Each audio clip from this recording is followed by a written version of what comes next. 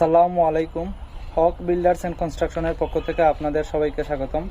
এই মুহূর্তে আমি অবস্থান করছি সাতকের গোবিন্দগঞ্জ পয়েন্টে এবং এখানে আমিন ফিলিং স্টেশনের পিছনে গোবিন্দগঞ্জ আব্দুল হক স্মৃতি কলেজের পাশে নির্মিত হচ্ছে আমাদের ডিজাইনকৃত একটি পাঁচতলা ভবন।